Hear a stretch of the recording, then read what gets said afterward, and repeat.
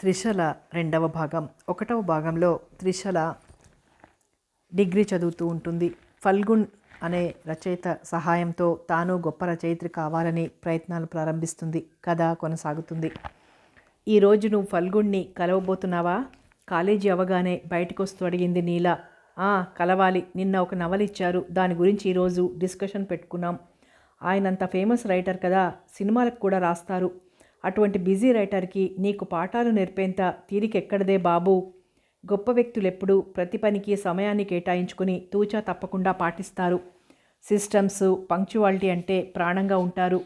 మీ గురు శిష్యుల బంధం చివరికి ఎటు దారి తీస్తుందో. ఏమిటా వంకర మాటలు? ఫల్గుణ్ అలాంటివాడు కాదు. ఇంత తక్కువ టైంలోనే నీకు ఆ సంగతి తెలిసిపోయిందా? అన్నమంతా పట్టి చూడాలా? ఇంతకీ ఆయనకి పెళ్ళైందా? నాకేం తెలుసు. ఈసారి తెలుసుకుని కాదంటే నువ్వు ట్రై చేయి. అతనంటే నాకెంతో గౌరవం.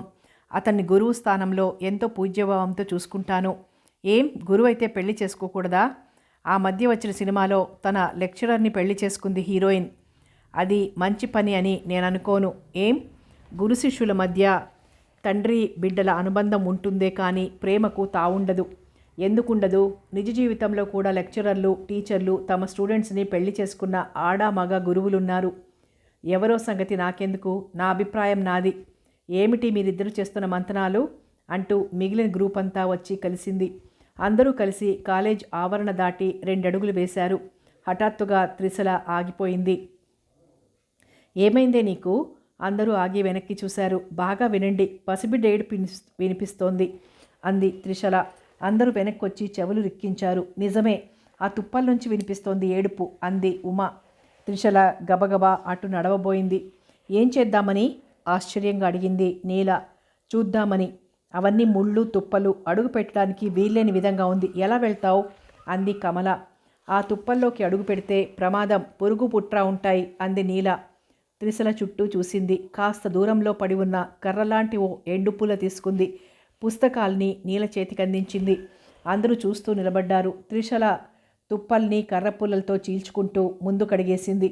వెనకాలే బృందమంతా కదిలింది. జాగ్రత్తగా నడుస్తూ 10 అడుగుల దూరం వెళ్లారు. హఠాత్తుగా అందరూ ఆగిపోయారు. అదొక హృదయ విదారక దృశ్యం. బొడ్డూడని ఓ పసికందు శరీరం తుప్పల మధ్య చిక్కుబడిపోయి ఉంది. ముళ్ళు గుచ్చుకొని అక్కడక్కడ రక్తం కారుతోంది. ప్రపంచంలోకి రాగానే యుద్ధం మొదలుపెట్టినట్టు అదే పనిగా ఏడుస్తోందా చంటిబిడ్డ. అందరూ విభ్రాంతిగా చూస్తూ ఉండిపోయారు. త్రిశల గబగబా వెళ్ళి రక్తం ముద్దలా ఉన్న ఆ పసికూనను చేతిలోకి తీసుకుంది. త్రిశల, మనకెందుకు? నేలకి పోయేది నెత్తిన రాసుకోవటం అని నీల వారించింది. మనం మనుషులం, జంతువులం కాదు అంటూ వెనుతిరిగి రోడ్డు మీదకొచ్చింది. ఆడపిల్ల, ఇప్పుడేం చేద్దాం అంది కమల. అనాథాశ్రమానికి ఇద్దాం అంది త్రిశల. నీకేమైనా మతిపోయిందా అంది ఉమ. ఏం? ఎవరో తేలిని పసికందుని అనాథాశ్రమంలో చేర్పించడం అంత ఈజీ ఏం కాదు. ఎందుకట? ఎన్నో ఫార్మాలిటీస్ ఉంటాయి. ఉండని. మరి అనాథ శరణాలయాలు ఉన్నదెందుకు? నువ్వు కూడా చాలా ఫేస్ చేయాల్సి ఉంటుంది. ఇంకేం చెప్పకు. ఇష్టమున్న వాళ్ళు నాతో రావచ్చు, లేదా దారిన పోయేవాళ్ళు ఒక్కొక్కళ్ళు అక్కడ చేరారు. ఏమైంది అడిగారెవరో. నీల అంతా చెప్పింది. అలాగా, బొడ్డూడని పిల్ల ఏ పాపాత్మురాలికి మనసొప్పిందో. ఆడజాతి అలా తయారైంది. గుంపుని చీల్చుకుంటూ ఓ యువకుడు ముందుకొచ్చాడు. అన్ని వివరాలు అడిగి నోట్ చేసుకున్నాడు. చెక్మని ఫ్లాష్ వెలిగింది. ఏమిటిదంతా అడిగింది ఉమ అయోమయంగా. ప్రెస్, నవోదయ పత్రిక వాళ్ళం అని చెప్పి వచ్చినట్టే మాయమయ్యాడా యువకుడు. ఆటో పిలిచింది త్రిశల. బాగా ఆలోచించావా? అనాలోచిత పనులు మెడకు చుట్టుకుంటే మచ్చ మిగులుతుంది అంది నీల. ప్లీజ్, నువ్వు నాతో రాకపోయినా నేనేమీ అనుకోను. నా ప్రయత్నాన్ని మాత్రం ఆపకు అంటూ వెళ్ళి ఆటోలో కూర్చుంది. నీల కూడా మౌనంగా వెళ్ళి త్రిశల పక్కన కూర్చుంది. కస్తూరిబా అనాథాశ్రమం తెలుసా అంది త్రిశల. తెలుసు. ఓకే పోనీ. ఆటో పరుగందుకుంది. ఆకలికి కాబోలు బిడ్డ గుక్కపట్టి ఏడుస్తోంది. త్రిశల బిడ్డ ఏడుపు ఆపటానికి విశ్వప్రయత్నం చేస్తోంది. నీల ఆమె వైపే చూస్తూ ఉండిపోయింది. ఆటో దిగింది. త్రిశల బయటికి చూసింది. కస్తూరిబా అనాథ శరణాలయం అన్న బోర్డు మెరుస్తోంది. దిగి ఫేర్ చెల్లించి ఇద్దరు లోనికి నడిచారు. విశాలమైన ఆవరణలో పెద్ద భవనం. లాన్ మధ్యనున్న దారి వెంబడే నడుస్తుంటే ఏదో తెలియని మనశ్శాంతి కలిగింది త్రిశలకు. ఆగండి. వెనక నుంచి వచ్చిన గర్జనకు తుళ్ళిపడి తిరిగి చూశారు. ఎదురుగా వాచ్మెన్. ఎవరు కావాలి? అప్పుడే అక్కడికి వచ్చాడులా ఉంది. రప్పుతూ అడిగాడు. ఈ పాపని చేర్పించాలనొచ్చాం అన్నారు త్రిశల, నీల. వాచ్మెన్ పాపని ఇద్దరిని మార్చి మార్చి చూశాడు. త్రిశలకు చిరాగ్గా అనిపించింది. ఎవరిని కలవాలి అడిగింది ఓర్పు తెచ్చుకుంటూ. మేనేజర్ గారిని కలవాలి అన్నాడు వాచ్మెన్. అయితే తీసుకెళ్ళు అంది త్రిశల. వాచ్మెన్ అటు ఇటు చూసి నీళ్లు నమలసాగాడు. వాడి వాలకం ఏమీ అర్థం కాలేదు త్రిశలకి. నీలవంక చూసింది. ఏమిటి విషయం? సూటిగా చెప్పు అంది నీల. అదేనండి, ఓ పాతికిస్తే మేనేజర్ గారిని చూపెడతానండి అన్నాడు నెమ్మదిగా. ఏమిటి, నీకు డబ్బులివ్వాలా? నువ్వు చూపెట్టేదేంటి? లోపలికెళ్తే ఆయనే కనబడతారు అంటూ త్రిశల గబగబా ముందుకు నడిచింది. ఏమమ్మోయ్, ఆగాగు అంటూ అరుస్తూ వెంటపడ్డాడు వాచ్మెన్. మేనేజర్ గారు ఇప్పుడు ఎవ్వరిని చూడరు, బిజీగా ఉన్నారు అన్నాడు గట్టిగా. ఆ విషయం మేం చూసుకుంటాం, నువ్వు అడ్డు రాకు అంది బిగ్గరగా. ఎంత పొగరు! నీలాంటి ఆడోళ్ళని చాలామందిని చూశాను కానీ బయటికి నడు అని అరిచాడు వాచ్మెన్. ఏమిటా గొడవ అన్న మాటలకి అందరూ ఆఫీసు గుమ్మం వైపు చూశారు. జరుగుతున్న గొడవకు మేనేజర్ బయటకొచ్చాడు. సార్, వాళ్ళని లోపలికి పంపించు అంటూ లోనికి వెళ్ళిపోయాడు. వాచ్మెన్ ఏదో గొణుక్కుంటూ వెళ్ళిపోయాడు. త్రిశల, నీల లోనికి నడిచారు. ఆఫీస్ రూమ్లో ఇందాకటి వ్యక్తి కూర్చున్నాడు. ఎదురుగా టేబుల్ మీద మేనేజర్ అన్న నేమ్ ప్లేట్ ఉంది. ఆ వ్యక్తి 50-60 మధ్య వయసులో ఉన్నాడు. కళ్ళజోడ్లోంచి త్రిశలని, నీలని మార్చి మార్చి చూశాడు. కూర్చోండి అన్నాడు. ఇద్దరూ అతనికి ఎదురుగా ఉన్న కుర్చీలో కూర్చున్నారు. చెప్పండి. త్రిశల జరిగిందంతా పూసగుచ్చి చెప్పింది. అంతా విని త్రిశల వంక సూటిగా చూశాడు. తెల్లవారు ఆఫీస్కి వచ్చిన దగ్గర నుంచి ఇంటికి వెళ్లే వరకు ఇలాంటి కాకమ్మ కథలు, కబుర్లు ఎన్నో వింటూనే ఉంటాం అన్నాడు మేనేజర్. త్రిశల తెల్లబోయింది. కథలా అంది తేరుకొని. ఎస్, ఒళ్ళు తెలియకుండా తిరిగేది, బిడ్డల్ని కనేది, వాళ్ళని తీసుకొచ్చి మాకు కథలు చెప్పేది, ఇవాళ రేపు జరుగుతున్న భాగోతం. వాట్? అయితే ఈ పిల్లను నేను కన్నానంటారా అన్నది త్రిశల. నువ్వు కాకపోతే ఆమె అన్నాడు నీలను చూపెడుతూ.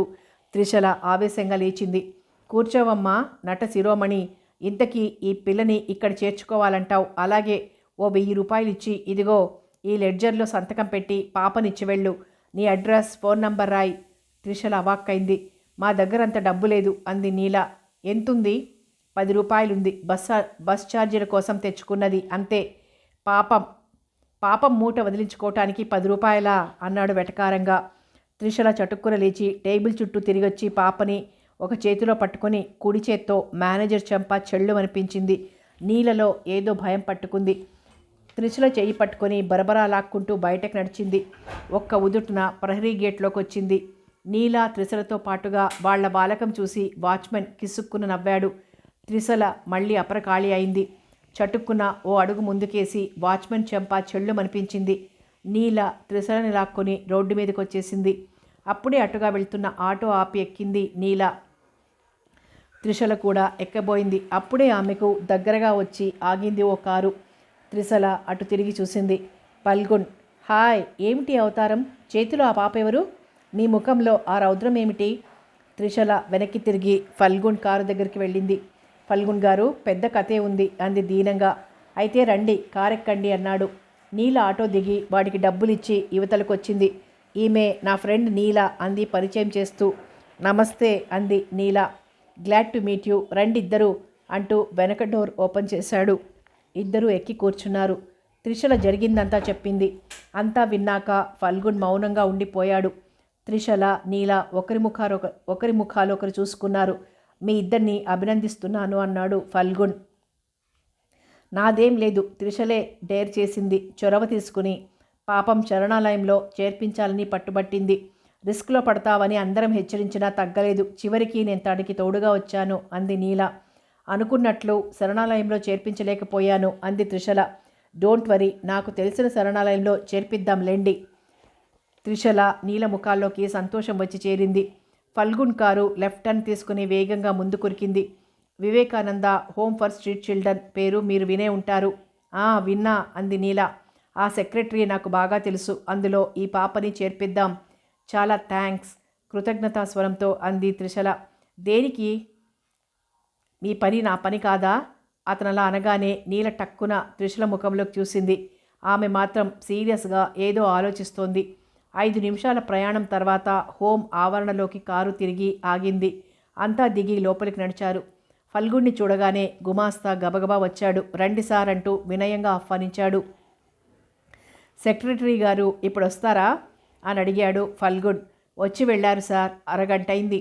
సరే, జేబులోంచి సెల్ తీసి నెంబర్స్ ప్రెస్ చేశాడు. రండి సార్, ఆఫీస్ రూమ్లో కూర్చుందరు కానీ అంటూ స్వింగ్ డోర్స్ తీసి పట్టుకున్నాడు. అందరూ లోపలికి నడిచి కూర్చున్నారు. హలో దక్షిణామూర్తి, నేను ఫల్గుణ్ణి. ఏం లేదు, ఓ పనుండి మీ హోమ్కి వచ్చాను. నేను గీతాంజలి కాటేజ్ వైపు వస్తుంటే పక్కనే ఉన్న పొదల్లోంచి ఓ పాప ఏడుపు వినబడి ఆగి చూశాను. అక్కడ బొడ్డూడని పసికందు కనిపించింది. పాపను తీసుకుని మీ హోమ్కి వచ్చాను. కైండ్లీ ఆ పాపని జాయిన్ చేసుకోవాలి రిక్వెస్టింగ్గా అన్నాడు. చాలా థ్యాంక్స్. ఓకే ఇస్తున్నాను అంటూ సెల్ని గుమాస్తాకు అందించాడు. గబాల్న సెల్ తీసుకొని మాట్లాడాడు గుమాస్తా. ఓకే సార్, అలాగే సార్, చేస్తాను అంటూ ముగించి సెల్ ఇచ్చేశాడు. ఓ లావాటి రిజిస్టర్ అందుకొని అన్నాడు. సార్, పాప వివరాలు చెప్తారా? త్రిసల ఏదో మాట్లాడబోయింది. ఫల్గుణ్ కళ్ళతోనే వారించాడు. పాప ఎక్కడ దొరికింది, ఏ టైంలో దొరికింది? ఫల్గుణ్ త్రిశల చెప్పిందంతా చెప్పాడు. పాపకు నామకరణం చేస్తారా? త్రిశల, నీల ఫల్గుణ్ వైపు చూశారు. సాహితి అన్నాడు ఫల్గుణ్. చాలా బాగుంది అన్నట్లు తలలూపారు త్రిశల, నీల. గుమాస్తా అన్నీ రాసుకుని ఫల్గుణ్ దగ్గర సంతకం తీసుకున్నాడు. ఆయాని పిలిచి పాపను అప్పగించాడు. చాలా థ్యాంక్స్, మేము వెళ్ళొస్తామంటూ లేచాడు ఫల్గుణ్. గుమాస్తా లేచి బయట వరకు సాగనంపి నమస్కరించాడు. ముగ్గురు వచ్చి కారెక్కారు. ముందుకు కదిలింది కారు. టైం 7 దాటింది. బాప్రే, కంగారుగా అంది నీల. గాబర పడకండి, నేను దింపుతాను. మీ ఇంట్లోకి వచ్చి జరిగిందంతా చెప్తాలేండి. అంత పని వద్దులేండి, మేమే చెప్పుకుంటాం అంది త్రిశల. సరే, గేరు మార్చి యాక్సిలేటర్ బలంగా నొక్కాడు. కారు స్పీడ్ అందుకుంది. చల్లని గాలి విసురుగా మొహాలకు తాకుతోంది. ఎనీహౌ, మీకున్న హెల్పింగ్ నేచర్కి నా అభినందనలు అన్నాడు ఫల్గుణ్. ఆ పసికూనను ఆ పరిస్థితిలో ఎవరు చూసినా నాలాగే స్పందిస్తారు. మీ అభిప్రాయం తప్పు, అంతేనా? అవును, మనం రోడ్డు మీద వెళ్తుంటే ఎవరికో యాక్సిడెంట్ జరిగి పడిపోతేనో లేదా ఏదో ప్రమాదానికి గురైతేనో జనం ఎంతవరకు స్పందిస్తున్నారు? బాధితుల్ని ఆదుకోవటం నైతిక బాధ్యతని, పుణ్యం వస్తుందని మనసులో ఉన్న ఆ తరువాత ఎదురవబోయే సమస్యలకి జడిసి తమకి పట్టనట్టు ఊరుకుంటున్నారు అన్నాడు ఫల్గుణ్. నీలా తలదించుకుంది. మిమ్మల్ని హర్ట్ చేయటం నా ఉద్దేశం కాదు. మన దేశ ప్రజలకి ఇంకా సర్వీస్ మైండ్ డెవలప్ కాకపోవటం ఒక కారణమైతే, జరగరానిది జరిగితే పోలీస్ స్టేషన్ చుట్టూ తిరగాల్సి వస్తుందన్న భయము కారణమే. ఇంట్లో పెద్దవాళ్ళు తిడతారని కూడా కొందరు వెనుకంజ వేస్తారు. It's all natural. ఇందులో ఎవ్వరిని తప్పు పట్టలేం. అయితే ఇవేమీ ఆలోచించకుండా మీరు తీసుకున్న స్టెప్ మంచిదే. అమాయకత్వంతో మీరు ముందడుగు వేశారు. ఎనీహౌ, కథ సుఖాంతమైంది. మీరు కనబడబట్టి, లేదంటే కథ విషాదాంతమై ఉండేది. అందరూ నవ్వుకున్నారు. ఇంతకీ పాప పేరెలా ఉంది? చాలా బాగుంది. థ్యాంక్స్. ఒక డౌట్ అంది నీల. ఏమిటది? మీరు రైటర్ కాబట్టి సాహితీ అని పేరు పెట్టారు. అదే డాక్టర్ అయితే స్టెథోస్కోప్ అని, ఇంజనీర్ అయితే స్కేల్ స్క్వేర్ అని, లాయర్ అయితే నల్లకోటని పెట్టుండేవారు అంది. గుడ్ జోక్, పెద్దగా నవ్వేస్తూ అన్నాడు ఫల్గుణ్. సరిగ్గా సమయానికి మీరు ప్రత్యక్షమవటం మా అదృష్టం. ఏదో పని మీద అటుగా వెళ్తున్న మీరు శరణాలయంలోంచి త్రిశల చేపట్టుకుని ఈడ్చుకొస్తున్నారు. త్రిశల చేతిలో బిడ్డ. మీ ఇద్దరి ముఖాల్లో భయాందోళనలు. మ్యాటర్ సీరియస్ అనిపించి మీ దగ్గర ఆగాను. పేరుకే శరణాలయాలు, అవసరానికి ఒక్కటి ఉపయోగపడదు. త్రిశల ఆవేదనగా అంది. ఫల్గుణ్ మాట్లాడలేదు. ప్రభుత్వమో ఏ దయామయుడో ఈ శరణాలయాలు స్థాపించినా ఆ మేనేజర్ లాంటి చీడపురుగులుంటే పర్పస్ సర్వ్ అయ్యేదెలాగా? బాధగా అంది త్రిశల. కూల్ యార్ అన్నట్టు ఆమె చేతిని మృదువుగా నొక్కింది నీల. త్రిశల తనను తాను కంట్రోల్ చేసుకునే ప్రయత్నంలో పడింది. మరో 5 నిమిషాల తర్వాత సడన్ బ్రేక్తో కారాగింది. త్రిశల తిరిగి చూసింది. రోడ్డు వారగా ఆగిన కారులోంచి దిగారిద్దరు. బాయ్ అంటూ ఫల్గుణ్ ముందుకు వెళ్ళిపోయాడు. త్రిశల, నీల నడవసాగారు. నేను ఇటు వెళ్తాను, నువ్వు బస్సు ఎక్కుతావా అడిగింది నీల. అవును, నెక్స్ట్ స్టాప్ వరకు నడవలేను అంటూ అప్పుడే వచ్చిన బస్సు ఎక్కింది త్రిశల. ఇంట్లో అడుగు పెట్టేసరికి వాతావరణంలో ఇది అని చెప్పలేని మార్పు. ఏమ్మా, క్లాసులన్నీ బాగా జరిగాయా అనో, ఆలస్యమైందేం తల్లి అనో పలకరించే తండ్రి ఆమెను చూసి కూడా చూడనట్లు మౌనంగా ఉండిపోయాడు. త్రిశల పుస్తకాలు టేబుల్ మీద పెట్టి తల్లి దగ్గరకు నడిచింది. ఎవరో కొత్త వ్యక్తిని చూస్తున్నట్లు చూసింది కూతుర్ని. తమ్ముడు ఇంకా రాలేదా? రాలేదు అన్నట్లు తల అడ్డంగా ఊపింది మూగదానిలా. ఏమైంది ఈరోజు మీ అందరికీ అని గట్టిగా అరిచింది. వాళ్ళ సంగతి సరే, ముందు నీకేమైందో చెప్పు, పక్క గదిలోంచి కామాక్షం వస్తూ అడిగింది. నాకేదో కావడమేమిటి, నేను బాగానే ఉన్నాను. ఏం పనులవి? ఎవతో కని పారేసిన పిల్లని తగుదునమ్మా అంటూ శరణాలయంలో చేర్పిస్తావా? ఓహో అదా అదా అని అంత తేలిగ్గా అంటావేం? పిదపకాలం బుద్ధులు పిదపకాలమని. అత్తయ్య సీరియస్గా అంది. ఏం మా కోపమా? నేనేం కాని పని చేశానని మీరంతా ఇలా ప్రవర్తిస్తున్నారు? పిచ్చిదానా, నేటి పరోపకారమే రేపు పామై విషం చిమ్ముతున్న రోజులు. నువ్వు మంచి మనసుతోనే ఆ పని చేసినా లోకం అందులో మంచిని చూడదు, ఏవో పెడతాలు తీస్తుంది. అనుభవం లేని పనులు ఇంకెప్పుడు తలకెత్తుకోకు అంది తల్లి. నువ్వు చేసింది మంచి పనే కాదలను, కానీ అదే మంచి పనిని చేయడానికి వేరే వాళ్ళెందుకు ముందుకు రాలేదు అన్నాడు తండ్రి. త్రిషల మాట్లాడలేదు. వాళ్ళు తెలివైన వాళ్ళు గనక, ఇలాంటి విషయాల్లో తలదూర్చకూడదనే ఇంగితం తెలిసిన వాళ్ళు గనక. అంతెందుకు, నువ్వటు అనాథ శరణాలయానికి వెళ్ళగానే నీ ఫ్రెండ్స్ అందరూ మీ నాన్నకు చెప్పి వెళ్ళారు. నిజంగా తప్పు చేసిన వాళ్ళు బాగానే ఉంటారు, దాన్ని చూసిన వాళ్లే ఆ పాపపు భారాన్ని మోస్తారంటారు. అలాంటి దురదృష్టాన్ని నువ్వు కొని తెచ్చుకోకు తల్లి, బాధగా అంది కామాక్షమ్మ. కంగ్రాట్స్ అక్క, రవి లోపలికి అడుగు పెడుతూనే అన్నాడు. ఎందుకు? ఎవరో అనాథని శరణాలయంలో చేర్పించావట కదా? త్రిశల తల తిప్పి అమ్మ నాన్న అత్తల్ని చూసింది. వాళ్ల వదనాలు కళ్ళతప్పి ఉన్నాయి. కీపిటప్పక్క, చాలా మంచి పని చేశావు. ముయ్యరా నోరు, అక్క వెలగబెట్టుకొచ్చింది ఘనకార్యం. దానికి ఈ తమ్ముడు మెచ్చుకోలు దండకమును. కొన్ని గంటల్లోనే ఇది ఊరంతా పాకిపోయింది. ఇది ఇక్కడితో ఆగదు. చిలవలు పలవలై చివరికి ఆ బిడ్డను నువ్వే కనేసి అనాథ శరణాలయంలో చేర్పించావనేంతవరకు వెళ్తుంది. కర్మ. అయ్యయ్యో పెద్దవారు, మీరే అలా అంటారేమిటి? కడుపు నిండిపోతోంది. కాలం ఎంత ముందుకు పరుగు తీస్తున్నా ఆడదాని సమస్యలు రాతి స్తంభాల్లా అలాగే ఉన్నాయి. త్రిశలకి కళ్ళల్లో నీళ్లు తిరిగాయి. మౌనంగా తన గదిలోకి నడిచింది. ఆ గుంపేమిటో అంది త్రిశల. ఏదో షూటింగ్ జరుగుతోందట అంది నీల.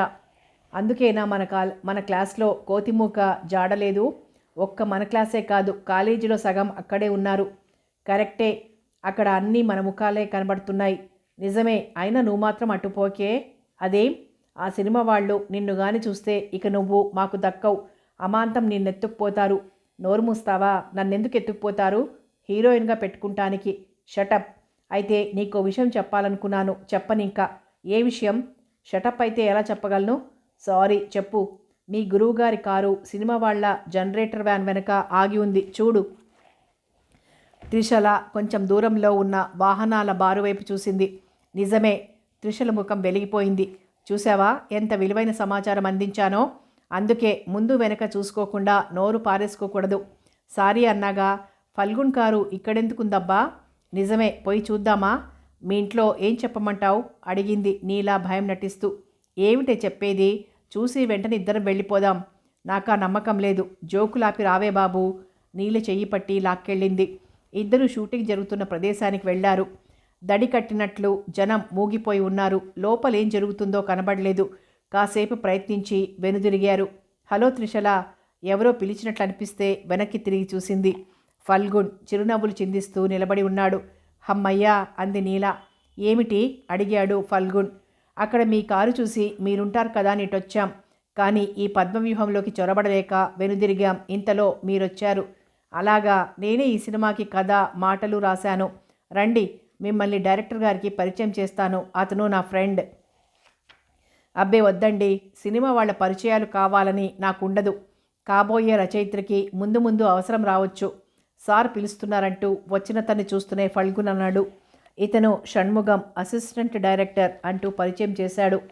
వీళ్ళిద్దరూ మన గెస్ట్లు. డైరెక్టర్ గారికి పరిచయం చేయాలి. స్పాట్కి తీసుకునిరా.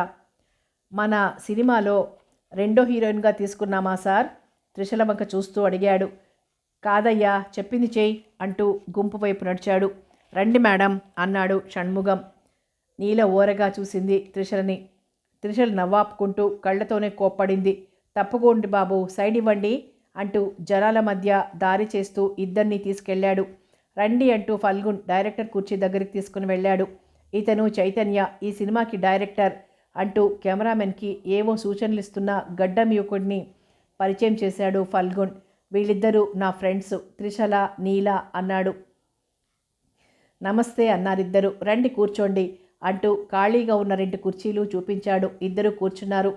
స్పాట్ గ్యాప్ అవటం వల్ల కాబోలు టెక్నీషియన్స్ అంతా రిలాక్స్డ్గా ఉన్నారు. ఆసక్తిగా వీరిద్దరిని చూడసాగారు. తీసుకోండి మేడం. షణ్ముగం 2 కూల్ డ్రింక్స్ తెచ్చిచ్చాడు. చుట్టూ ఉన్న జనాలు వీళ్ళిద్దరిని చూడసాగారు. కాలేజీ వాళ్ళంతా అసూయగా చూడసాగారు త్రిషలని. ఆ సిచ్యుయేషన్ త్రిషలకి చాలా ఇబ్బందిగా ఉంది. చుట్టూ తమనే చూస్తున్న జనం, అందులో ఎక్కువ మంది తమ కాలేజీ వాళ్లే. వాళ్ళందరి ముందు సినిమా వాళ్ళ చేత స్పెషల్ ట్రీట్మెంట్స్. డెలికేట్గా ఉంది. తీసుకోండి మేడం. వద్దన్నట్లు తల అడ్డంగా ఊపింది. తీసుకోండి మేడం, లేకపోతే సారు ఏ బఫూన్ క్యారెక్టర్ సృష్టించి నాతోనే వేయించగలరు భయం నటిస్తూ అన్నాడు షణ్ముగం. త్రిషల, నీలలతో పాటు ఫల్గున్ కూడా నవ్వాడు. త్రిషలకి కాస్త బెరుకు తగ్గింది. ఇద్దరు డ్రింక్స్ తీసుకుని సిప్ చేయసాగారు. నువ్వంత బాగా నటించగలవనుకుంటే నీకో చక్కని వేషం క్రియేట్ చేద్దును. బఫూన్ వేషమా సార్? ఏం అదైతే వెయ్యవా? అదేంటి సార్, నేను హీరో అవ్వాలనుకుంటే టీవీగా క్రాఫ్ సర్దుకుంటూ అన్నాడు. మళ్ళీ నవ్వులు. హీరో హీరోయిన్లు స్పాట్కొచ్చారు. హీరో అరుణ్ 2-3 సినిమాల్లో నటించాడు. హీరోయిన్ మాత్రం కొత్త అమ్మాయి, పేరు కీర్తన చెప్పాడు ఫల్గున్. త్రిషలని నీలని పరిచయం చేశాడు. మీరెందుకు ఈ ఫీల్డ్లోకి రాకూడదు అడిగాడు అరుణ్. నాకిష్టం ఉండదు. ఏం? నాకు సాహిత్య రంగం అంటే ఇష్టం. మంచి రచయితని కావాలని కోరిక. అటువైపే పయనమయ్యాను ఫల్గున్ గారి గైడెన్స్లో. గుడ్, అయితే మీరు గ్రేట్ రైటర్ అవుతారు. థ్యాంక్స్. Shot ready. షణ్ముగం అరిచాడు. హీరో హీరోయిన్లు లేచి నిలబడ్డారు. మేం వెళ్ళొస్తామండి ఫల్గున్తో అంది త్రిషల.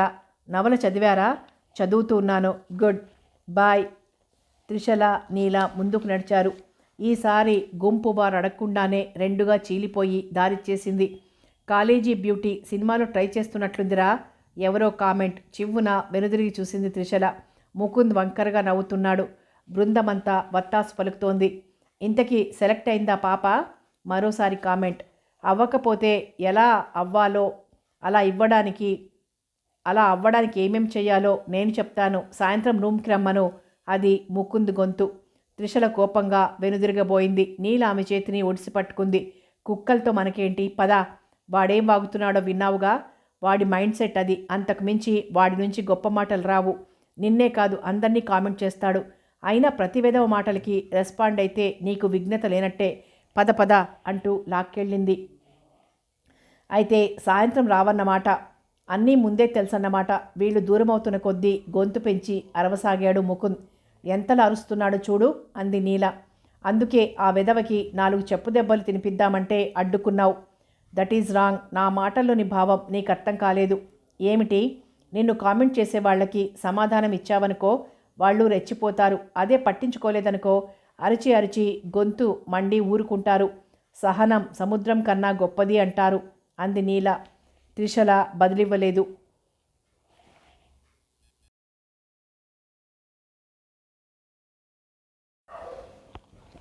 త్రిషల రిస్ట్ వాచ్లో చూసుకుంది.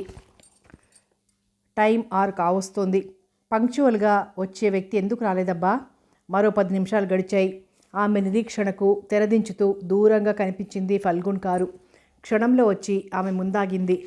త్రిషల కదిలి వచ్చి ఫ్రంట్ డోర్ తీసుకుని ఎక్కింది. మరుక్షణం కారు దూసుకుపోయింది. సారీ, లేట్ అయింది. ఓ పబ్లిషర్ పట్టుకుని వదల్లేదు.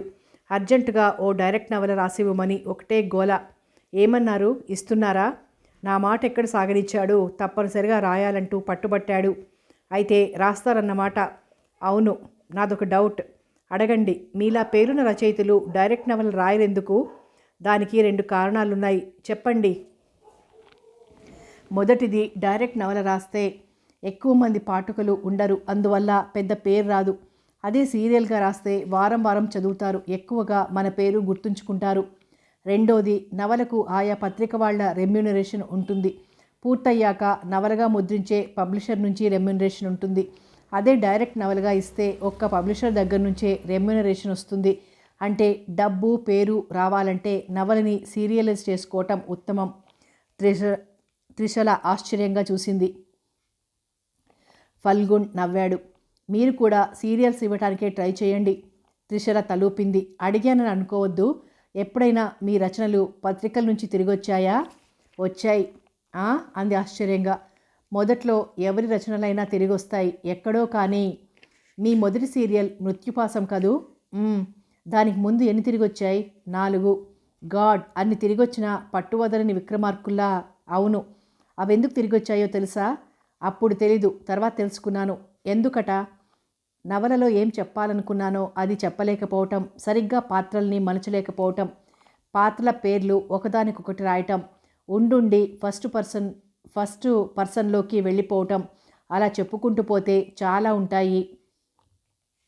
మరి ఆ లోపాలు మీ దృష్టికి తెచ్చిందెవరు? కొంతమంది సీనియర్ రైటర్సు, నాకు పూజనీయులు. వారు పెట్టిన భిక్ష నా రచనా జీవితం. అలా అలా అంటే నవల రాసి తీసుకెళ్ళి వాళ్లతో చదివించేవారా? అవును. అయితే వాళ్ళు నవలంతా చదవకుండానే లోపాలు చెప్పేసేవారు. 10 పేజీలు చదవగానే లోపాలు తెలిసిపోయేవి. మరి ఇప్పుడింత బాగా రాస్తున్నారు? బుక్స్ బాగా చదవటం, చదివిన దానిని పలు కోణాలలో చూసి విశ్లేషించుకోవటం చేసేవాణ్ణి అంటూ కారుని పార్కింగ్లో ఆపాడు. స్వయంకృషి అన్నమాట. ఎస్, అది లేకపోతే ఎంతటి గురువైనా ఏం చెయ్యలేడు. ఇద్దరూ కారు దిగి యువతలకొచ్చారు. ఓ సిమెంట్ బెంచ్ మీద కూర్చున్నారు. అప్పుడే ఓ వృద్ధురాలు వేరుశనగ పప్పులున్న బుట్టతో వచ్చి వాళ్ల ముందు నిల్చుంది. ఆమెకు దాదాపు 70 ఏళ్లుండొచ్చు. మనిషి నిటారుగా నిలబడలేక వణుకుతోంది. వేసిన పల్లి పప్పులు వేళ్లకు కనబడేలా పట్టుకుని తీసుకోరు అన్నట్టు చూస్తోంది. ఫల్గున్ జేబులోంచి 10 రూపాయల నోటు తీసిచ్చాడు. 2 పొట్లాలివ్వు అన్నాడు. ఆ అవ్వ అదే భాగ్యమన్నట్లుగా తీసుకుని గబగబా 2 కట్టి చిల్లరివ్వబోయింది. ఇంకా ఎన్నొస్తే అన్ని పప్పులే ఇవ్వు అన్నాడు ఫల్గున్. ఈసారి పెద్ద పొట్లం కట్టిచ్చిందవ్వ. 3 పొట్లాలు అందుకున్నాడు ఫల్గున్. ఒక పొట్లం త్రిసలకిచ్చి తనో పొట్లం విప్పాడు. పెద్ద పొట్లం ఇద్దరికీ మధ్యగా పెట్టాడు. అవ్వ ముఖం చాటంతైంది. ఏదో మాట్లాడుకుంటూ వెళ్ళిపోయింది. ఆ అవ్వను చూశారుగా, ఆమె చుట్టూ ఓ చిన్న కథ అల్లి చెప్పగలరా? పల్లీపప్పు నోట్లో వేసుకుంటూ అన్నాడు ఫల్గున్. నేనా? అంది ఆశ్చర్యంగా. త్రిసల కాసేపు ఆలోచించింది. వినండి. ఆమె పేరు పార్వతమ్మ. బాగుంది. పార్వతమ్మ, ఆమె భర్త రాజయ్య ఒక వాటాలోనూ, ఆవిడ బావగారు తోటికోడలు ఒక వాటాలోనూ నివసిస్తున్నారు. పార్వతమ్మ తోటికోడలు గౌరమ్మకి పిల్లలు లేరు. పార్వతమ్మ పెళ్ళైన ఏడాదికే గర్భవతైంది. Very good. చెప్పండి. పార్వతమ్మ పండంటి మగపిల్లాన్ని కన్నది. చుట్టుపక్కల వాళ్లంతా పార్వతమ్మని అభినందించి గౌరమ్మని గొడ్రాలివి అన్నట్లు మాట్లాడారు. గౌరమ్మ లోపలే దుఃఖించింది. పార్వతమ్మ వరుసగా 3 పిల్లలకి తల్లవుతుంది. దాంతో పార్వతమ్మ తాను చాలా గొప్పదాన్ని అనుకునేది. అందరితో పాటు గౌరమ్మని సూటిపోటి మాటలనేది. ఒకానొక రోజు గౌరమ్మ గర్భవతి అవుతుంది. బాగుంది. మలుపు తిప్పారు. దాంతో అందరి నోళ్లు మూతపడ్డాయి. పార్వతమ్మ తన ఆధిక్యత కోల్పోయినట్లు ఫీల్ అయింది. గౌరమ్మకి కూతురు పుట్టింది. పావని అని పేరు పెట్టింది. అప్పటికి పార్వతమ్మకి కాస్త ఊపిరొచ్చినట్లయింది. తను మగపిల్లల తల్లిగా గర్వపడసాగింది. ఫల్గున్ నవ్వాడు. త్రిశల ఆగింది. ఎందుకు నవ్వారు? మీకున్న సామాజిక స్పృహకి. కాలచక్రం గిర్రును తిరిగింది. పిల్లలంతా పెద్దవాళ్ళయ్యారు. పార్వతమ్మ కొడుకులు 3 ప్రయోజకులై ఓ ఇంటివారయ్యారు. పావనికి కూడా మంచి వరుడు లభించాడు. అప్పుడు మొదలైంది అసలు కథ. ఏమిటది? పిల్లలు పెద్దవాళ్ళయ్యారు అంటే పెద్దవాళ్ళు ముసలివాళ్ళవుతారుగా. న్యాచురలీ. ముసలయ్యాక భర్త, మరిది ఇద్దరూ చనిపోయారు. పార్వతమ్మ తనకంటే 3 కొడుకులున్నారు అనుకుంది. కొడుకుల దగ్గరికి వెళ్ళింది. కొన్నాళ్లు బాగానే చూశారు. తర్వాత నువ్వంటే నువ్వని బంతులు వేసుకున్నారు. కోడళ్ళు అయిష్టంగా 4 మెతుకులు విదిలించేవారు. ఉండవలసిన దానికంటే ఒక్కరోజు ఎక్కువున్నా గెంటేసేవారు. అలా ఆమె జీవితం కుదురు లేకుండా 3 కొడుకుల చుట్టూ గింగిరాలు తిరగసాగింది. ఇక గౌరమ్మ సంగతికొస్తే, ఒక్కదానివి ఇక్కడేముంటావు? మాకు పెద్ద దిక్కుకు ఉంటావు, వచ్చేయని పావని తీసుకెళ్ళింది. కూతురు అల్లుడితో కలిసి హాయిగా జీవితం సాగిస్తోంది. పార్వతమ్మ మాత్రం కొడుకులు కోడళ్ల దగ్గర మనశ్శాంతి కరువై బయటకొచ్చేసి ఇలా పల్లీలు పప్పులు అమ్ముకుంటూ బ్రతికీడుస్తోంది. హలో, కథ ఎలా ఉంది? చాలా బాగుంది. మీలో క్రియేటివిటీకి కొదవలేదు. Very nice.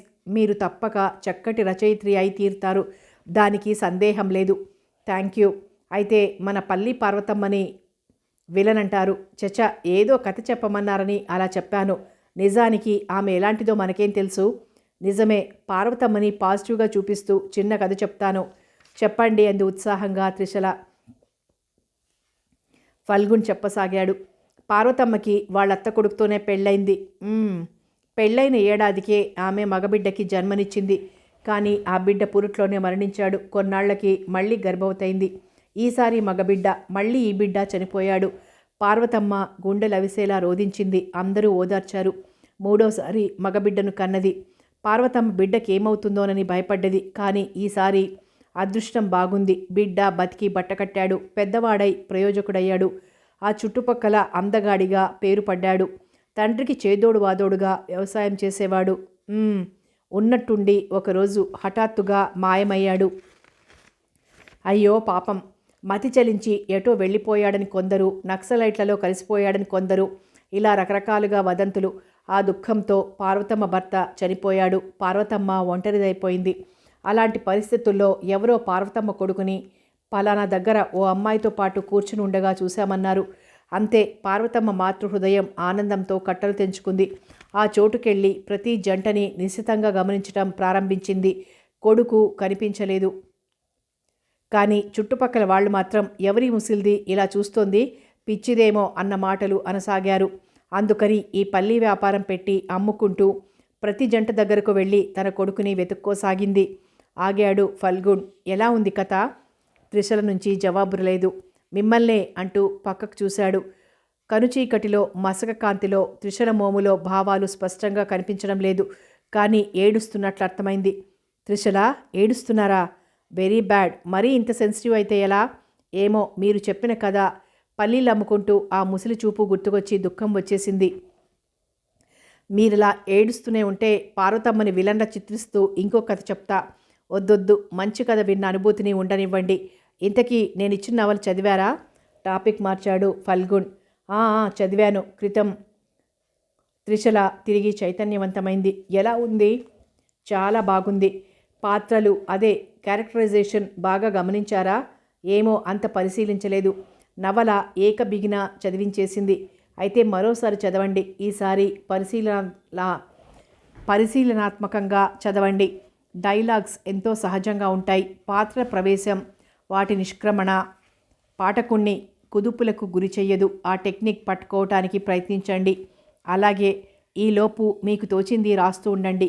రోజు రాస్తుంటే అదొక అలవాటుగా మారిపోతుంది అంటూ యథాలాపంగా పక్కకు చూసింది. ఒక్కసారి ఉలిక్కి పడింది. అటే చూస్తూ ఉండిపోయింది. అప్పుడే త్రిశలను దాటుకుని ముందుకి ఇసుకలోకి వెళ్తోంది ఆ జంట. వాళ్ళు త్రిశలని చూడలేదు. ఇద్దరూ చాలా సన్నిహితంగా ఒకరి చేతులు ఒకరు పట్టుకుని వెళ్ళి ఒకచోట కూర్చున్నారు. ఏమిటలా చూస్తున్నారు? అబ్బే ఏం లేదు. నన్ను చెప్పమంటారా? చెప్పండి చూద్దాం. వాళ్ళిద్దరిలో ఒకరు కానీ లేక ఇద్దరు కానీ మీకు తెలుసుండొచ్చు. అయితే వాళ్ళిద్దరూ భార్యాభర్తలు మాత్రం కాదు. సంభ్రమంగా చూసింది త్రిశల. ఎలా చెప్పగలిగారు? జస్ట్ పరిశీలన. నిజంగా భార్యాభర్తలైతే అలా వాసిలిగొట్టు బాగా చేతులు పెనవేసుకుని నడవరు. కొత్తగా పెళ్ళైన వాళ్ళు కావచ్చుగా. వాళ్ళ వయసు కొత్తగా పెళ్ళైనట్లు చెప్తోందా? త్రిశల బిత్తరపోయింది. మార్వలెస్, మీరు చెప్పింది నిజమే. అతనుండేది మా వీధిలోనే. ఏదో వ్యాపారం చేస్తున్నాడు. అతని పేరు శంకర్రావు. ఆవిడ అతని భార్య కాదు. వీధిలో ఎంతో మంచివాడిగా ఘనత వహించిన ఇతను పరాయి స్త్రీతో చెట్టా పట్టాలేసుకుని తిరుగుతుంటే మతిపోతోంది. ఈ రోజుల్లో ఇవన్నీ సర్వసాధారణం. 100% ఇంతే. మీ అబ్జర్వేషన్ అమోఘం. రైటర్ అన్నాక అంతే. రైటరే కాదు, క్రియేటర్స్కి ఎవరికైనా పరిశీలన అనేది పదం దినచర్యలో ఒక భాగం. త్రిశల తల తిప్పి చూసింది. అప్పటి వరకు ఆమెనే చూస్తూ ఏదో చెప్తున్న శంకర్రావు చటుక్కున ముఖం తిప్పేసుకున్నాడు. మీ వీధి మన్మధుడు మిమ్మల్ని చూసినట్లున్నాడు. బహుశా ఇక్కడి నుంచి బిచాణా ఎత్తేయొచ్చు అన్నాడు ఫల్గుణ్.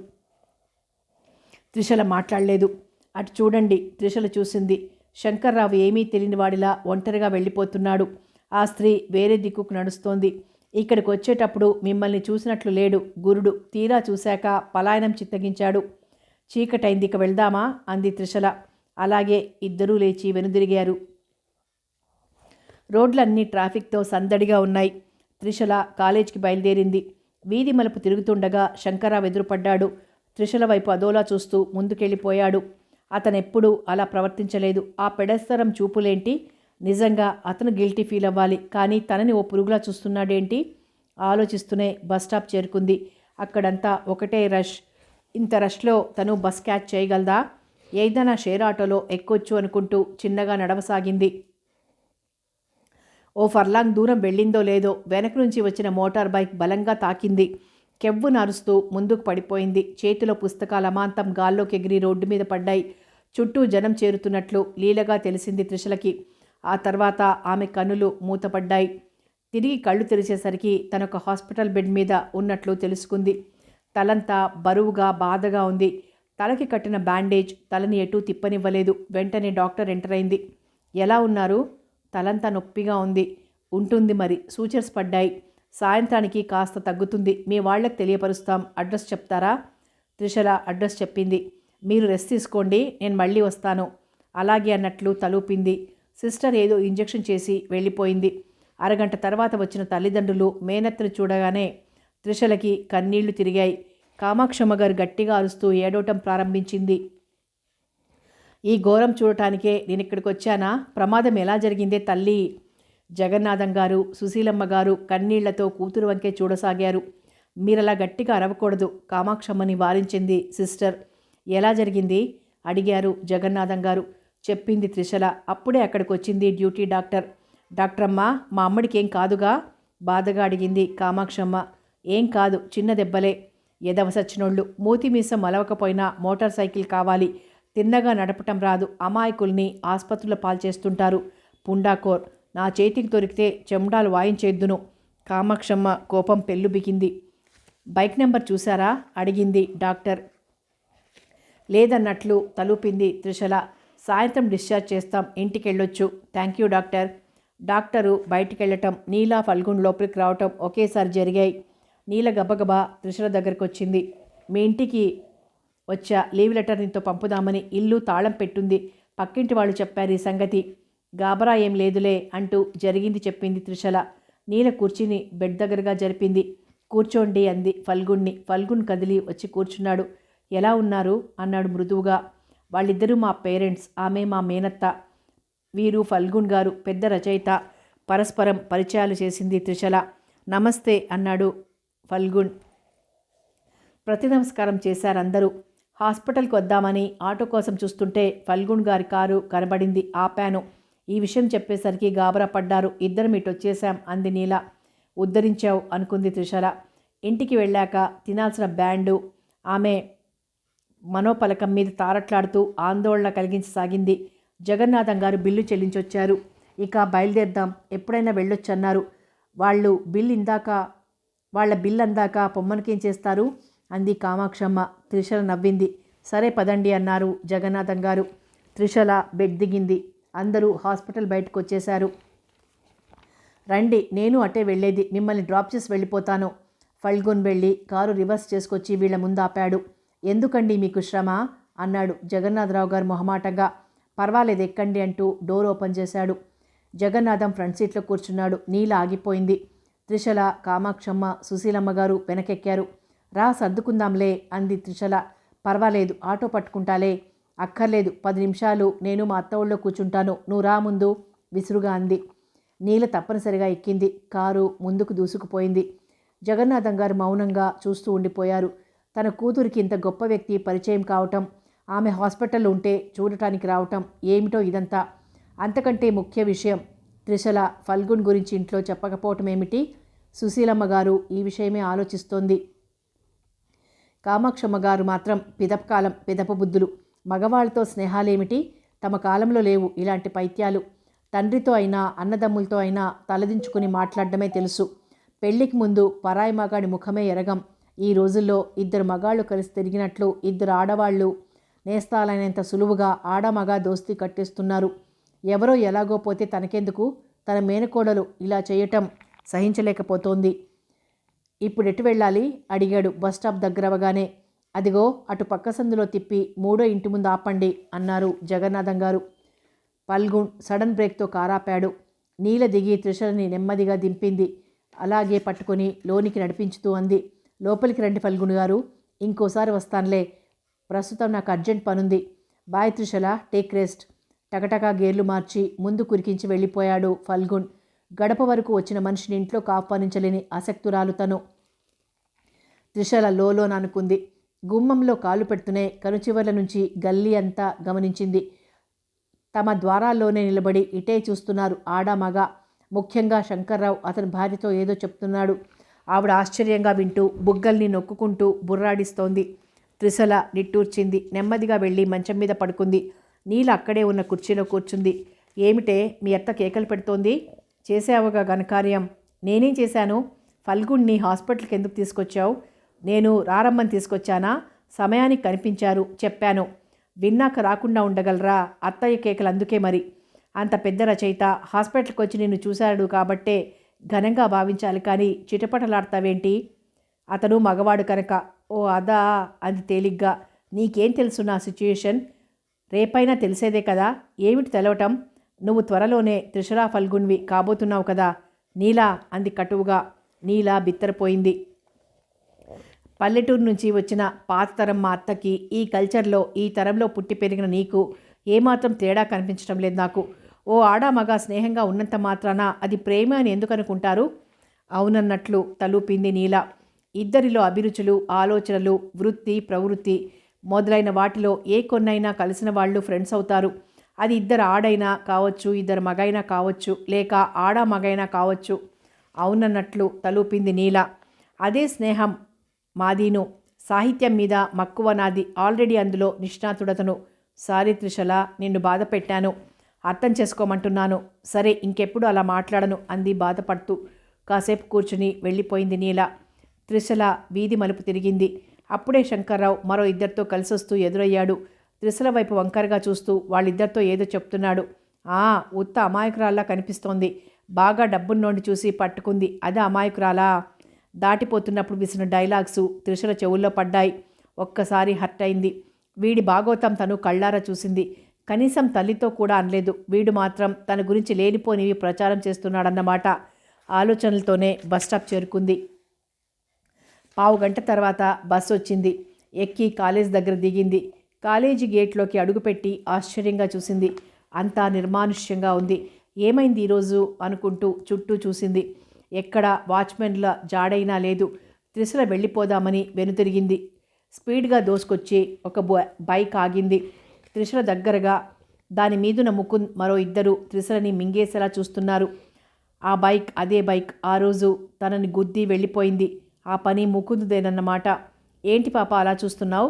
కంటి చూపుతో భస్మం చేస్తావా? అదేదో పెద్ద డైలాగ్ లాగా మిగిలిన ఇద్దరు పెద్దగా నవ్వారు. త్రిషల ఈసడింపుగా చూసింది. నువ్వు గొప్ప అందగత్తగా ఫీల్ అయిపోతున్నావా? నీ పొగరు ఎలా అణచాలో నాకు బాగా తెలుసు అంటూ ఇంజన్ ఆపు చేసి దిగాడు. త్రిషలకి వాడి ప్రవర్తన ఆశ్చర్యం అనిపించింది.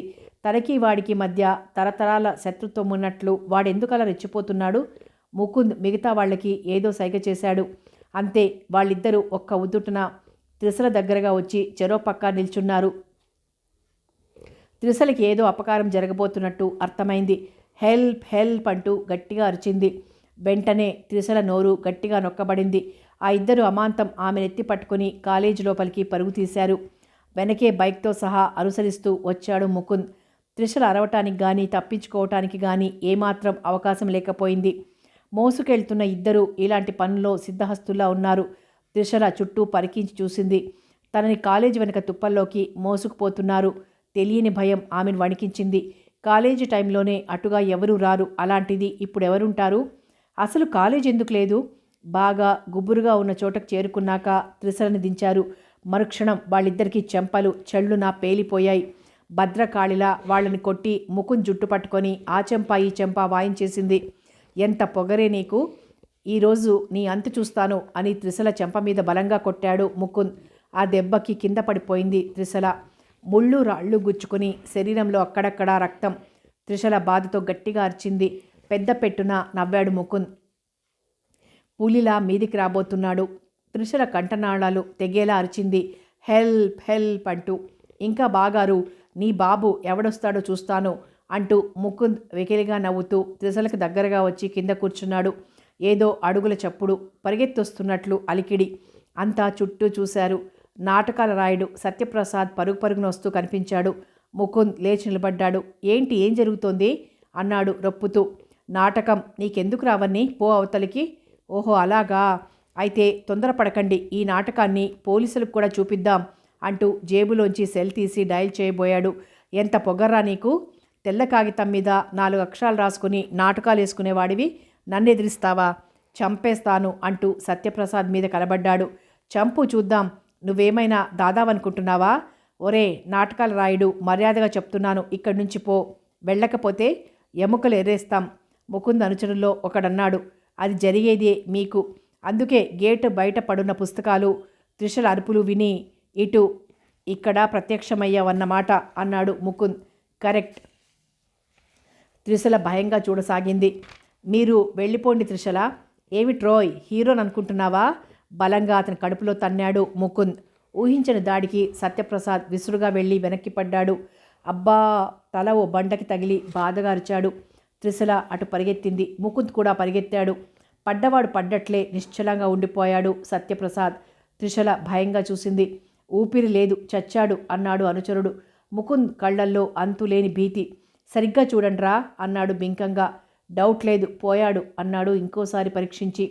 పదండి క్విక్, వెనుదిరిగి పరిగెత్తాడు ముకుంద్. అతని అనుచరులు కూడా అతన్ని అనుసరిస్తూ పారిపోయారు.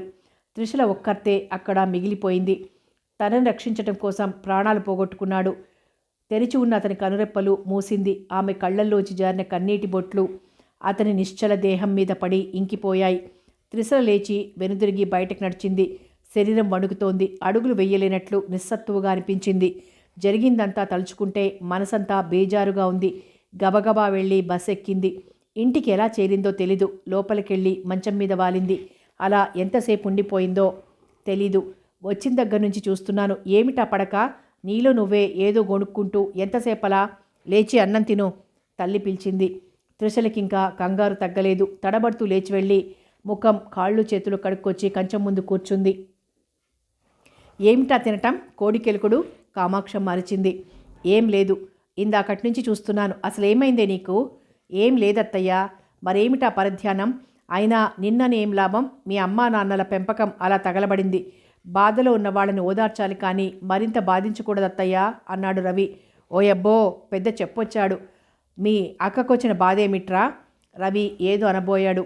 అప్పుడే ఇంట్లో ఎవరండి? కర్కశంగా వినిపించింది. జగన్నాథం గారు వాకిట్లోకి వెళ్లారు. గుమ్మం బయట పోలీసులు. ఎవరు కావాలి? బెదిరిపోతూ అడిగాడు. త్రిశల అంటే ఎవరు? మా అమ్మాయి. పిలవండి. అప్పటికే అక్కడికి వచ్చిన త్రిశల పోలీసులు చూడగానే వణికిపోయింది. అది గమనించిన పోలీసులు నువ్వేనా త్రిశల అన్నారు. అవునన్నట్లు తలూపింది. నిన్ను అరెస్ట్ చేస్తున్నాం. ఎందుకు? జగన్నాథం గారు ఆందోళనగా అడిగారు. మీ అమ్మాయి హత్య చేసింది. ఆ? హత్య? సుశీలమ్మ గారు నమ్మలేనట్లు చూసింది. లోకం పోకడ తెలియని పసిది అది హత్య చేయడమేంటి? అయ్యా, మీరు పొరబడుతున్నారు. మా పిల్ల అలాంటిది కాదు, గబగబా అంది కామాక్షమ్మ గారు. అవన్నీ మాకు తెలీదు. మాకొచ్చిన ఇన్ఫర్మేషన్ ప్రకారం ఈ పిల్లే ఆ హత్య చేసిందని నమ్ముతున్నాం అన్నాడు ఎస్ఐ. బావురు మంది సుశీలమ్మ గారు. అరెస్టర్ అన్నాడు కానిస్టేబుల్ని చూసి. ఓ ఆడ కానిస్టేబుల్ వచ్చి త్రిశల చేతులకి బేడీలు వేసింది. అక్క, ఏమిటిది? నువ్వు హత్య చేశావా? నేను నమ్మను. అసలు జరిగిందేంటో చెప్పు. మౌనంగా ఉంటే నేరం ఒప్పుకున్నట్లే అవుతుంది. నిజం చెప్పక్క. త్రిశల చేయి పట్టుకుని ఏడుస్తూ అన్నాడు రవి. త్రిశల చైతన్యంలోకి వచ్చింది. నో, నేను ఈ హత్య చెయ్యలేదు. ముకుంద్ చేశాడు అని అరిచింది త్రిశల. అవన్నీ కోర్టులు తేల్తాయి, పద. పోలీసులు త్రిశల్ని జీపెక్కించారు. నే చెప్పలా, ఇది పెద్ద బ్రోతల్, అందుకే పోలీసులు తీసుకుపోతున్నారు. శంకర్రావు గొంతు. భగ్గుమంది త్రిశల హృదయం.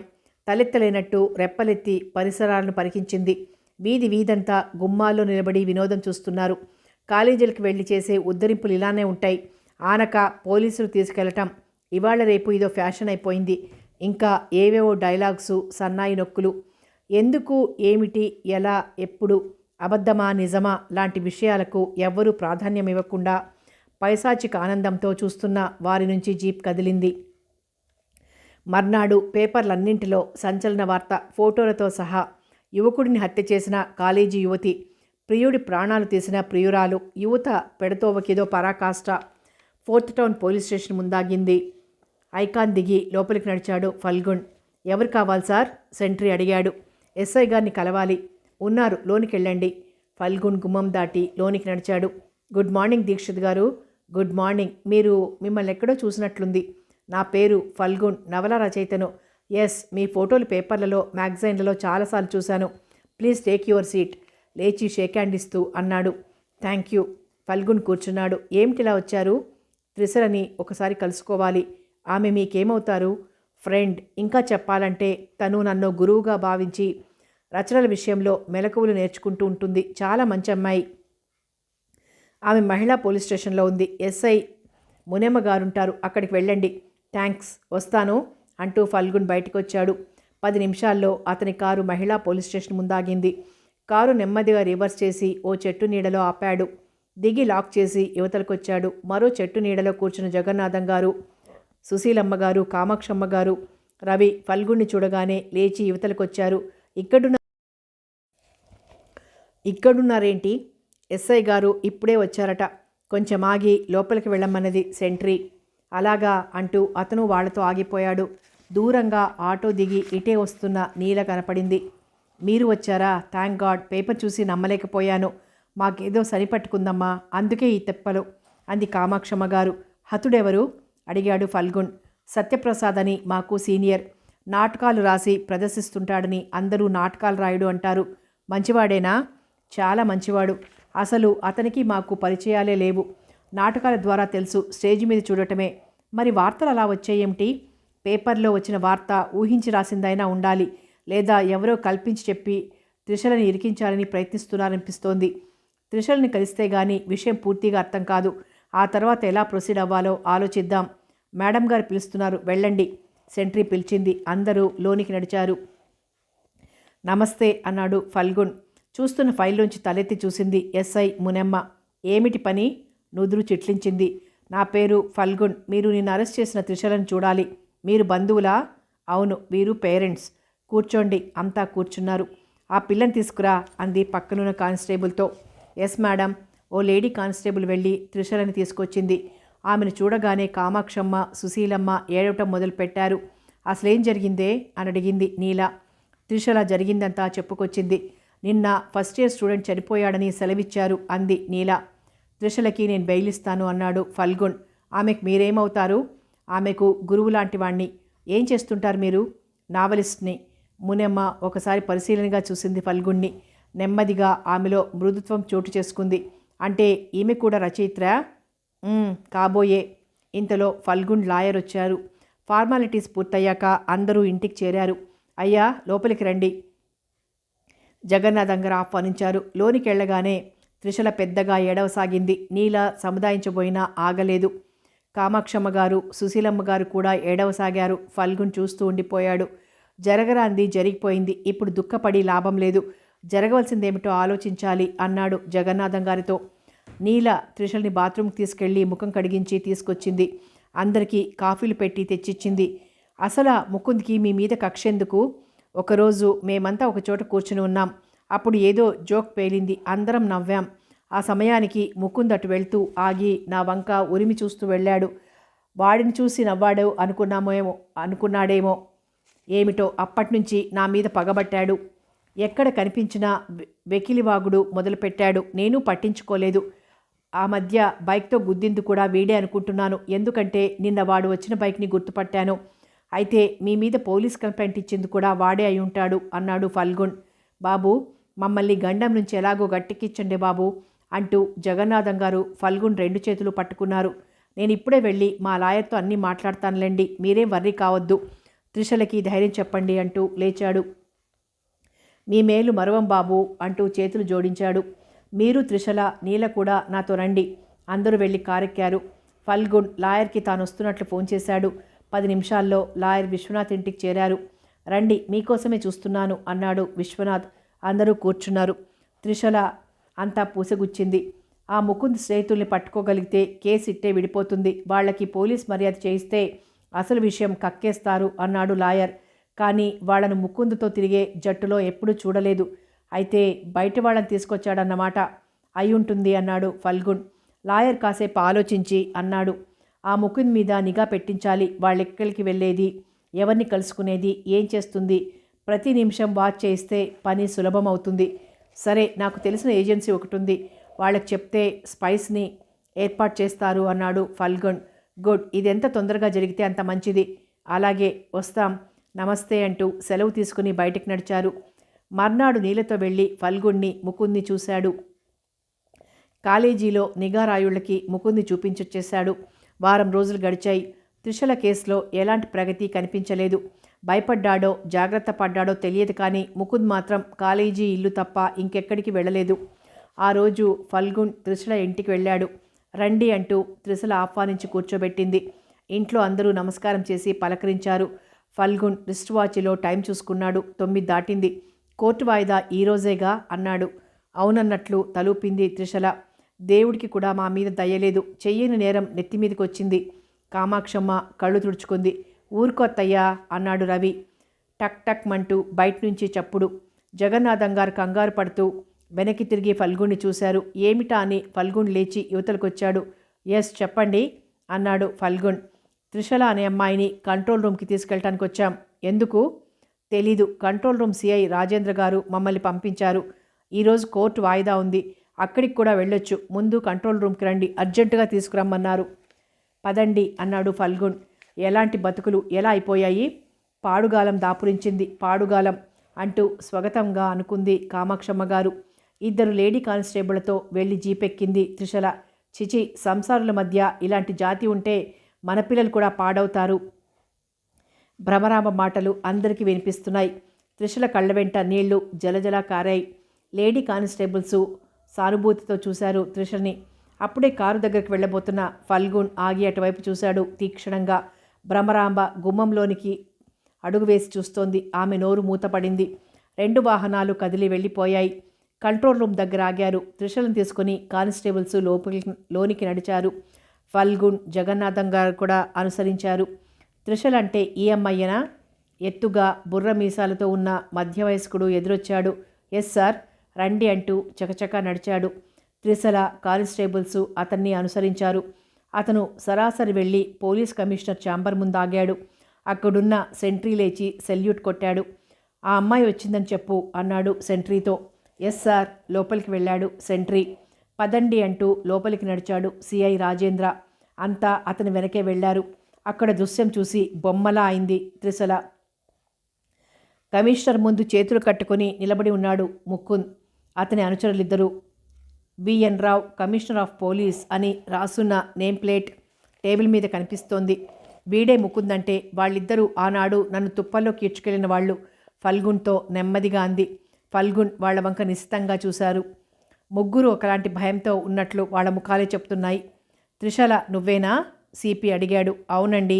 అసలేం జరిగింది? త్రిషల అంతా పూసగుచ్చినట్లు చెప్పింది. మీరేమంటారు అన్నట్లు వాళ్ళ వంక చూశాడు. నిజమే అన్నట్లు తలలూపారు. ఇది కళా నిజమా అన్నట్లు చూసింది త్రిషల. సార్, వీళ్ళలో దొరికారు మీకు? అడిగాడు ఫల్గున్. ఈరోజు ఉదయం 7:30కి మా ఇంటికో ఫోన్ కాల్ వచ్చింది. సుమారు వారం రోజుల క్రితం గీతాంజలి కాలేజ్ వెనుక తుప్పల్లో జరిగిన హత్య త్రిషల చెయ్యలేదని, హంతకుడు ముకుందని అనుమతిస్తే మేము వచ్చి అన్నీ చెప్తామని వీళ్ళు ఫోన్ చేశారు. అరగంట తర్వాత ఈ 2 కుర్రాళ్ళు కంట్రోల్ రూమ్కి వచ్చి లొంగిపోయి సిఐ రాజేంద్రకి ఈ విషయం చెప్పారు. అతను వెంటనే ముకుంద్ అరెస్ట్ చేసి తెప్పించాడు. ఆగాడు సిపి. ఇంతకీ వీళ్ళిలా సరెండర్ అవటానికి కారణం? అడిగాడు ఫల్గున్.